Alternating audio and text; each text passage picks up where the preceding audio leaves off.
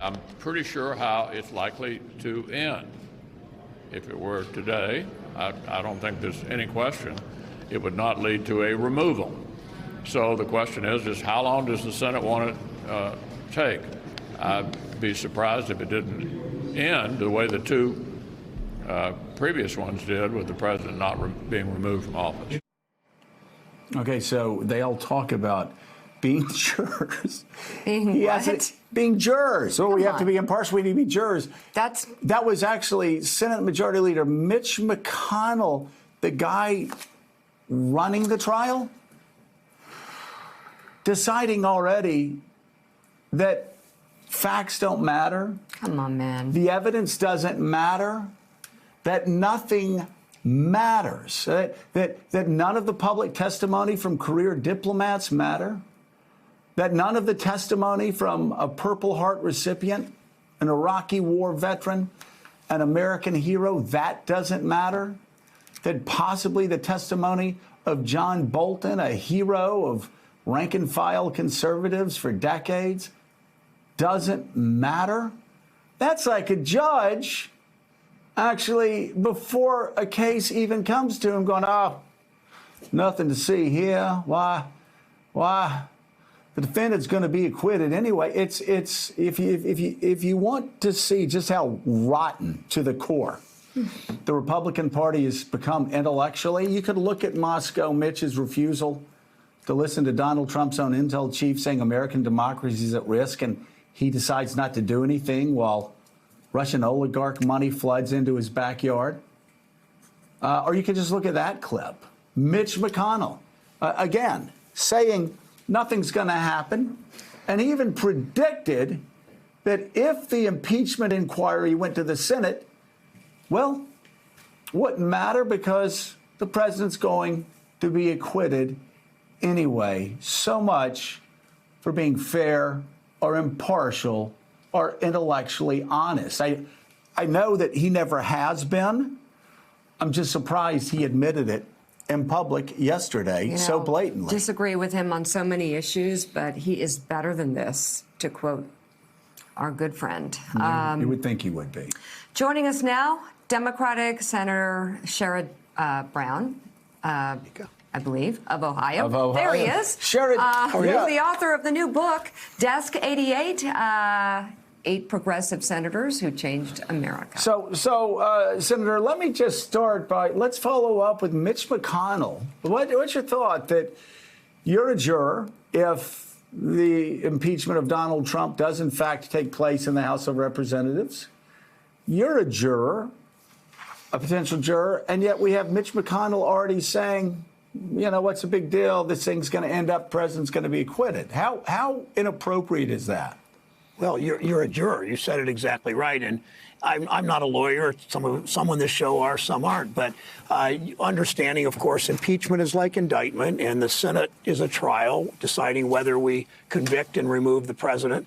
I was at Beechwood High School in suburb of Cleveland last week, and a student asked about that, about the public pressure on all of us in the Senate. And I said, if you're a judge or a jury in a court of law, they sequester juries for a reason. Judges don't listen to the email, don't look at the emails he got, don't read the mails she gets or the phone calls she gets about these trials. She looks at the evidence. And in both parties, I don't know for sure how I would vote in a Senate trial. Would like to hear. I mean, I think that Speaker Pelosi has done it right here.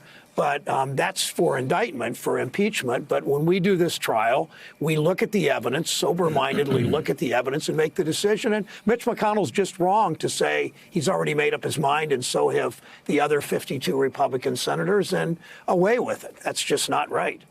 It's grossly inappropriate, and it's shirking his duties to the and he knows best. As Mika said, he knows better. He knows better. It's disgraceful.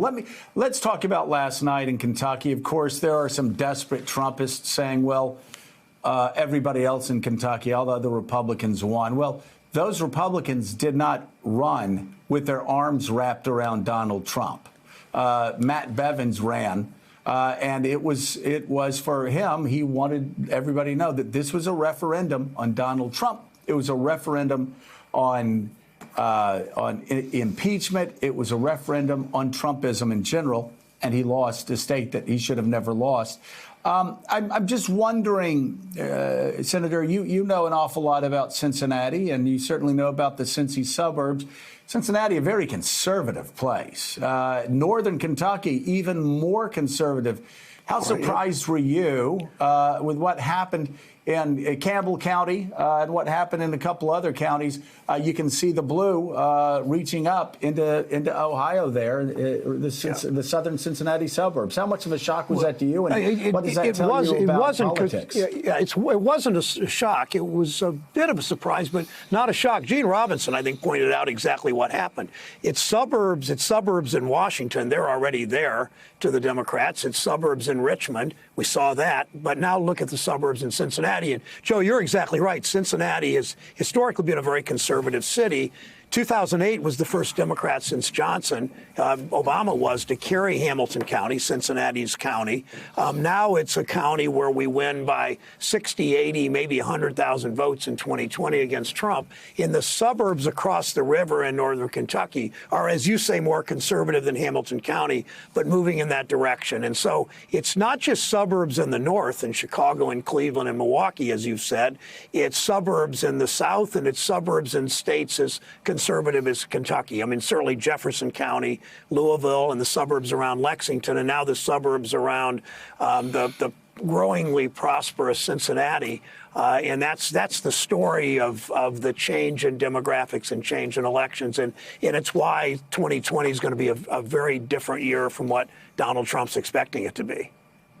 You know, Senator, conventional wisdom in Washington usually wrong. It was always wrong in 2016, first starting by saying Donald Trump was not going to even be relevant, then saying there was no way that Donald Trump was going to win. And certainly we said that time and again that, he was too far out there to win. I said there are not enough white people in America to elect Donald Trump, given what he said. I was proven wrong. And so now this year, this election cycle, conventional wisdom has become fixed around the idea, and I'll admit I'm part of that conventional wisdom, that a candidate like Joe Biden or Amy Klobuchar or more moderate Democrats would have a better shot of winning the election in swing states like Wisconsin and Michigan and Pennsylvania, Ohio, North Carolina, Florida.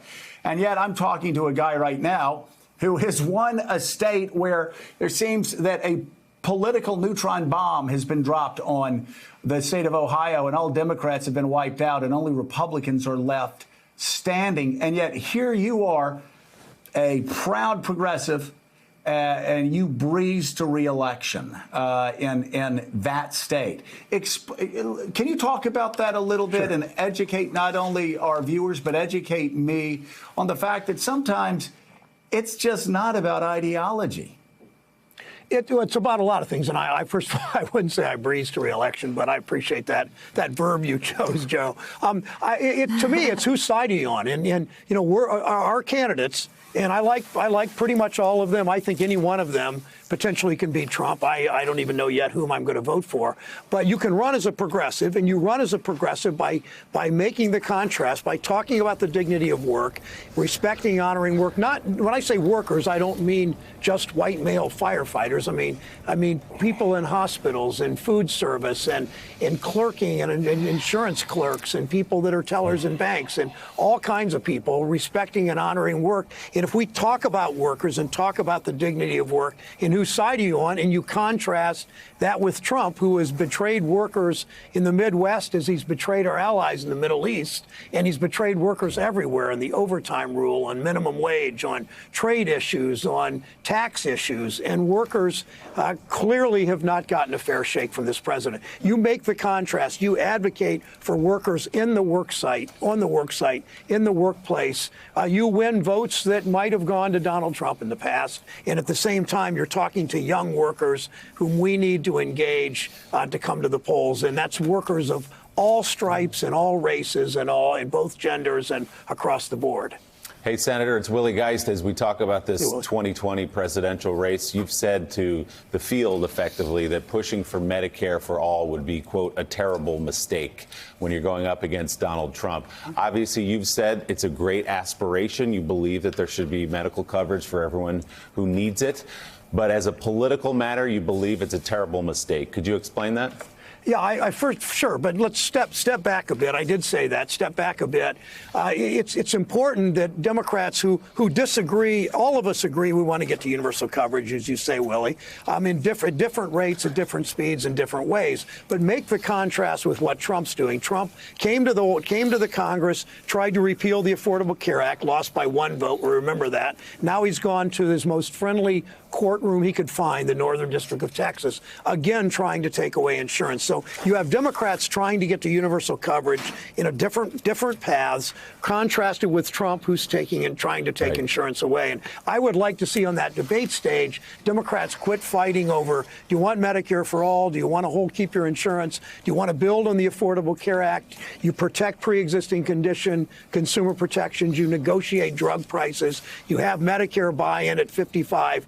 If you choose it, and you contrast that with what Trump's doing to take away those consumer protections for pre-existing conditions, to allow drug prices to go up, to take away insurance, and that's what the fight needs to be. And I don't admonish, I advise, I talk to a number of my colleagues running for president and make that case. You need to make the contrast with Trump in the betrayal he's made of workers and consumers in the middle class. But the plan and the approach you just laid out is not the one taken by two of the front runners, of course, Elizabeth Warren and Bernie Sanders. So Elizabeth Warren is saying, yes, we're going to eliminate private insurance. It's a $52 trillion plan. She claims that the middle tax somehow won't be taxed in that plan.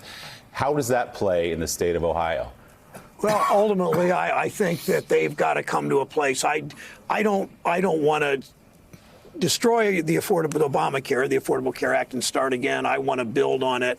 And I think the strongest message and the way we govern come 2021 is to build on the Affordable Care Act, build on Obamacare, strengthen consumer protections for pre-existing conditions. As I said, allow people to choose to buy into Medicare at 50 or 55, negotiate drug prices directly the way we do at the VA. That's the way to build on this. I think the Democratic nominee will come to that position come the fall. Senator, as you know, there's sort of persistent rumors that somebody else might make a late entry into the presidential race. You decided not to give it a shot this time around. Any second thoughts? No, none. I love the job. I love what I'm doing now. I don't have a great desire to be president. I'm not thinking. I never thought I'd be a candidate. In January and February, I thought seriously about it. Connie and I did. I don't want to do it, and I did. I made that decision then. I stick by it. Senator, I'm looking at a list of the senators that you chose for your book, Desk 88, senators who made a huge impact in American life. And I was struck by at least, a couple of them stand out to me, Robert Kennedy and George McGovern, and their actions in the Senate and their actions in their lives indicated that they knew that being poor then and now was perhaps the hardest job in America. You were talking about work earlier in terms of Democratic candidates running for president today. And now some would suggest that being poor and being middle class is the hardest job in America, raising a family, giving all the confrontations that people are surrounded with. So my question to you is, how do you articulate that the defense of the poor, defense of the middle class, and the struggles that people endure is maybe an empathy towards them? Empathy might be one of the toughest things to provide to people and one of the most important things to show voters that you have. Yeah, thank you for that question. I really appreciate the way you asked it. The last two senators in this book, of the 8 senators I discussed, both Kennedy and McGovern, both had uncommon empathy, I think, for those with less privilege than they did. Kennedy obviously came from a different place and grew into that empathy, if you will, from his days working with Joe McCarthy unbelievably enough, if people don't know the history. And McGovern understood that people needed a break and needed opportunity. And I think in politics, it's always whose side are you on. And if you show that in this day when they were in the Senate, trade unionism was pretty strong in this country. Today, more and more people want to join a union. All polls show that gives them the opportunity to earn a place in the middle class. And I think making that populist progressive argument, populism, this phony populism out of the White House, a racist populism's never racist or anti-Semitic, never divides people to push others down, but a populism with an empathy to it that you suggest is the way you run for office, I think, and the way that you serve, governing through the eyes of workers, giving them that opportunity, whether it's to join a union or not, but at least to be able to get ahead and have that opportunity. And that's the role of government. I wrote this book for the same reason I wear this lapel pin. It's a depiction of a canary in a birdcage, that the mine workers take the canary down in the mines because he had no protection other than himself. And it really is about the role of government, that power of government can improve people's lives. And that's what all 8 of these senators in Desk 88 understood so well. And Senator, continuing with the theme of empathy, I'm sorry about the Browns and the Indians. Wow. Yeah. Cruel. Yeah, well, and then the Red Sox this year. So, I look back, though, I have to admit that when it comes to World Series, if the Red Sox are in it, I root for the National League. If the Yankees are in it, I root for the National League. If Texas team's in it, I root for the other team. But I have to admit that at least most of the Red Sox players did not go to the White House, and I wish I could say the same for the Nationals players. But what are you going to do? You got to love what the relief pitcher did for the heartfelt way that he talked about why he wasn't going to the White House. Certainly made me a fan of him. Yeah. The book Thanks. is Desk 88, 8 Progressive Senators Who Changed America. Senator Sherrod Brown, thank you Thanks so so much much, for Mika. being on the show this morning. Thanks for checking out MSNBC on YouTube, and make sure you subscribe to stay up to date on the day's biggest stories. And you can click on any of the videos around us to watch more from Morning Joe and MSNBC. Thanks so much for watching.